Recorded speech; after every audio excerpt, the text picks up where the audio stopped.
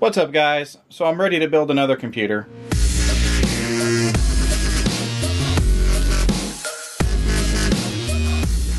At this point, I've got a Windows 95 computer that runs a 166 megahertz with a Voodoo 2, and it runs Windows 95 and DOS. I've got also a Windows 98 computer that's a Pentium 4 with, I think it's an MX400 in it. And, you know, it's a little bit newer, so it doesn't quite run the 98 games, you know, the Windows 98 games that I want to run on it, because it is a faster system and, you know, it's just not as compatible as computers that would have ran 98 in the day would have been. Beyond that, I've also got a Windows XP gaming computer and a Windows 7 gaming computer. So I've got quite a few different computers, but I don't have a Windows 98 that's actually like a Windows 98 in, you know, components inside. So in this video we're going to be going over everything, but I'll give you the kind of the basic gist of it here. Basically here we've got a new old stock case. That case is brand new. It's a desktop case, and it's got as much room in it as a normal, you know, a stand-up tower would have been, but it's a desktop, and I love desktop cases. We've got a Gotek floppy, a 3.5 floppy. We've got a 5 1/4 floppy. We've got the Voodoo 3000 AGP, which is a 16 megabyte graphics card. Over here we've got a Creative CD-ROM 52X drive. We've got the Creative Live drive over here, and then we've got the remote for it, and we've also got the matching Soundblaster live sound card to go in it. And then down here we got an Asus P2B motherboard with a Pentium 2 450 MMX processor, which should be dead on for 1998. That should be a really nice motherboard to run games on. And then over here we've got a Maxter drive. I think it's 120 gig if I'm not mistaken. And then here's all the cabling and everything. And then beyond that we've got a couple things that may or may not go into the build. I do have a flash card here. It's a CF to IDE adapter, and then you can just take this card out, put it in a modern computer, and transfer games and stuff. So that'll probably be useful. I'm not 100% if I'm going to install that. It does have a 16 gigabyte compact flash in it. And then I've got one of these.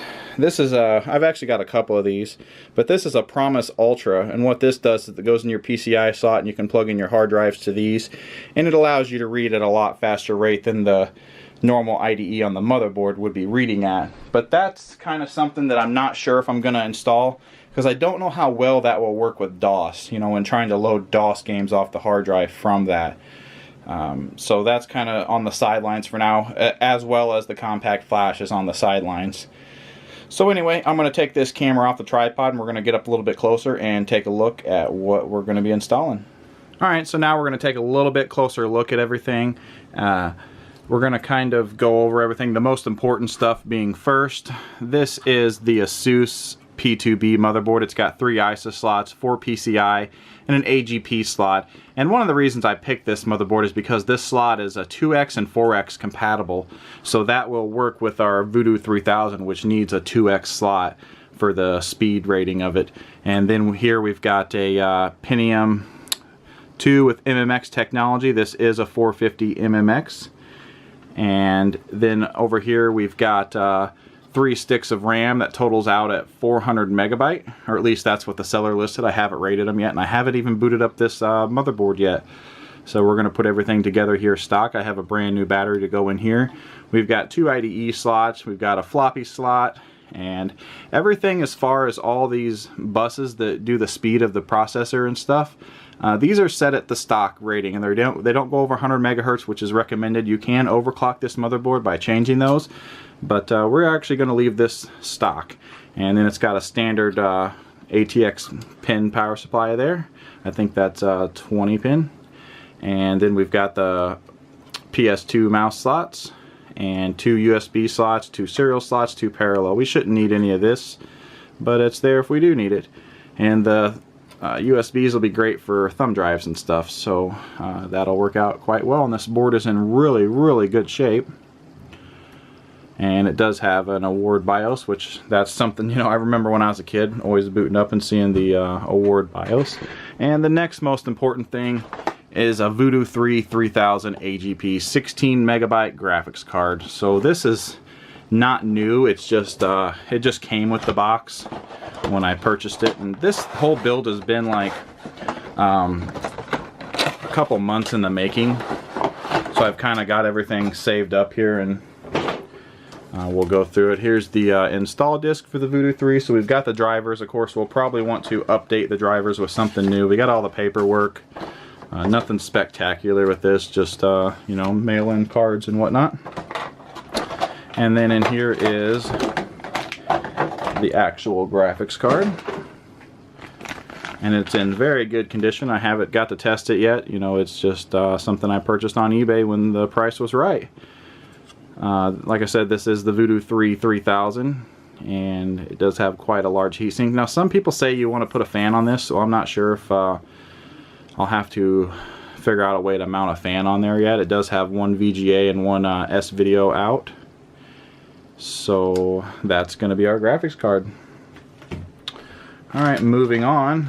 I guess we'll go to the next, in my opinion, the next most important thing is the Soundblaster Live sound card. Now, a lot of people would go with something a little bit different, but I always like the Soundblaster cards, especially the Lives. And a lot of people say they're not that great, but they're not that expensive either compared to like an AW Gold, you know, AW32 or 64 Gold or something, you know. So these are good for the price, and it's got the game/MIDI port, which I will be running MIDI on this. I have a Roland SC50 with some Roland speakers that will be hooking all up to this in the end. And then of course I've got the remote for the live drive that hooks up to the sound card, and I've got all the cabling for this. And if we can get it to focus there, you can see we've got SPDIF in and out, we've got optical in and out, volume, mic volume, headphone, RCA in and out, and then we've got the IR reader for the remote, and then here's the MIDI, and I do have the cables for that to get MIDI in and out of it. And there's a little bit of the connections here. We'll hook up a floppy, which once we get to that, you'll see how many connectors I got and why I purchased that specific case there, which is amazing. And here is, this is going to be our floppy cable. This does have the twist in it, so we're able to hook up our 5 1/4 drive to the, I forget how many pins it is, like 39 up here or something. And then you've got the optional 3 1/4 on both ends, so you can hook up, you know, one of each. So that's what I'm going to be doing, one of each, which should work out quite well.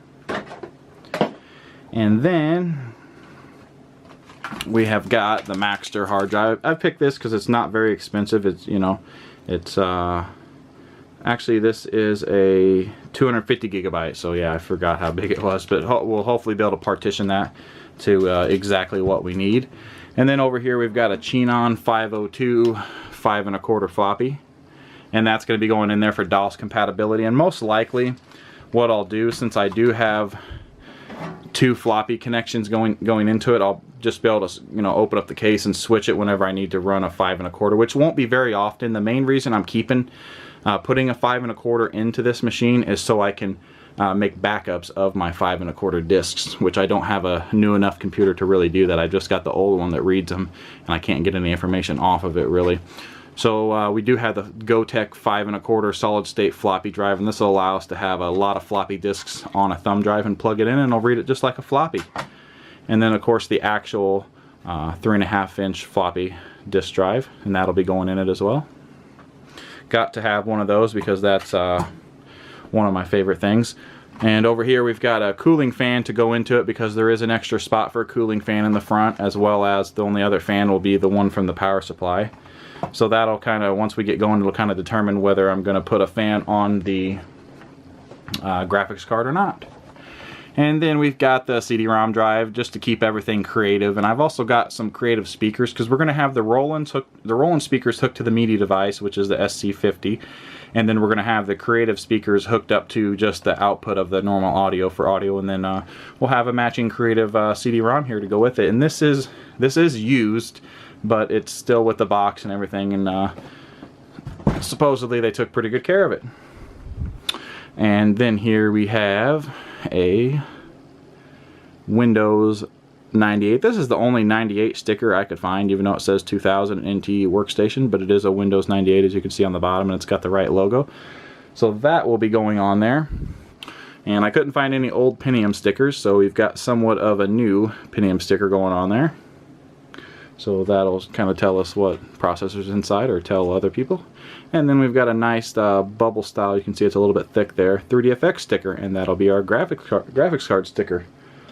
Alright, I'm going to move everything out of the way, and then we're going to get to the case, so stay tuned. Alright, so now we're going to get a little bit closer to the case here, and I'll show you what's going on with it. So we do have two floppy ports in it to put up. We're going to put the 3 1/4 in, and then the Gotek floppy in there. We've also got two 5 1/4 bays, so we'll be able to put our CD-ROM, our Soundblaster live drive, and then our 5 1/4 floppy. In no specific order yet, because I think I'll have the Soundblaster live drive on the bottom, and then I'll figure out where the rest is going to go. Then we have a power button here. We have this, which is a pass-through for an IR, so if you've got an IR lead that needs to go to something, you'll have that, which I won't have nothing. There's actually nothing behind here. It's just the pass-through, so if you do have something that needs to go behind there, you'll have it. And then we've got the activity light for the IR, we've got the power light, we've got the hard disk light, we've got the sleep light, and then we've got a reset button here, and then we've got a spot to put a badge of some type. Now this is a case that doesn't have any kind of branding that I can find. I got it in the original box that it was shipped in, and all it says is that it was made in Taiwan, so nothing specific about it. And then you have your speaker behind this grill here. Alright, so let's move a little bit closer and we're going to open it up. Alright, so in the back there was just 3 screws, one on each side to remove it, and I will be replacing those with case screws, so we're just going to be able to have thumb screws in the back, no more fiddling with getting out of Phillips if I need to open it up. To basically take the lid off, you just slide it back just like that, and then lift up, because it does have these little tabs on the side that keep it from going all the way back, so you just push it back a little and then lift it up. And as you can see, everything in here is brand new. We've got everything kind of cable tied up. It wasn't quite like that when I got it. I just kind of moved it out and bundled it up a little bit. But inside the accessory box here, we have the PC speaker, which I will be installing because it's nice to have those for some DOS games that only use the PC speaker. We've got a back grill, which I kind of marked some lines on here, you can see, because this does fit in the back of there, but it doesn't fit my motherboard, so I don't know if I'll be putting this in or not. I had thought about modifying it, but it's kind of like, why? You don't have to have it. It's not like we need pressure in this case or anything. It's just going to be a couple fans in there. We've got all the slots for the back that came with it. We've got some extra bits and bobs in here, and we've got a ferrite core. I think that's like for wrapping your cables in or something. Tons of screws here to put things in, which I've got stuff too, but it's nice to have all the extra. We've got the standoffs for the motherboard in here. And yeah, pretty much everything that would have come with this case new, which, like I said, it is new, so it's everything in there. It did come with the power cord here, so brand new power cord. And then we've got the leads from the front panel. We've got the reset switch, we've got the power LED, the hard drive LED lead, and then we've got the sleep LED lead. And then the you might wonder why there's no power switch, and that's because the power switch actually runs straight from the front of the case right to the power supply here. So you've also got your switch back here on the back. So I do have a switch, but then there's also the power button up here. So as long as that switch is on, the power button will work, and turn that on, and then it turns on the motherboard. Alright, so then we've got 2 Molex adapters there. We've got another Molex adapter with a floppy connector, so I've got one for each of them. And then we've got another Molex and another floppy. So 2 floppies and 4 Molex total, which seems like quite a bit for, you know, a case of this air. And then we've got our correct power supply to the motherboard lead there. And that's basically it. You can kind of see what's going on. It's got a little spot here. Get a little bit closer. This thing comes off, and you can stick a fan in there and plug it into your motherboard. And then you've got your bays for your CD-ROMs and your floppy drives. Kind of flip it over to the back here. You can see the power supply. We've got 1 switch and the normal fan. It did come with a power supply in it. Haven't got to test it yet, but I'm sure it's going to work. And you can see we've got all the correct bays here. So, and then even, I guess this is like for different motherboards, like this one could pop out and you could have an extra bay, but of course I don't need it. Then you've got other stuff for, I guess this could have worked for like a, maybe like an AT case, because I think they had adapters that came off and you could have your parallels and your serials up here or something. But I really do like the build quality of the case because it's really got this solid bar here that's really strong, and you can actually take that out. I don't know why you would, but it'll actually come out and everything, and the whole thing comes apart, and yeah. It's pretty nice. It's got the rubber feet on the bottom, all 4 of the feet, and everything is brand new. There's not a bit of rust or discoloration or anything on it. Alright, so now we're going to start with first things first. We're going to get the motherboard in here and go from there, and that'll be in the next video, so hopefully you stay tuned for that. And we're going to kind of do somewhat of a build series with this, where I get everything installed, and then we'll boot it up and get all the drivers installed, and then play some games. So hopefully stay tuned for that, and I appreciate everybody watching.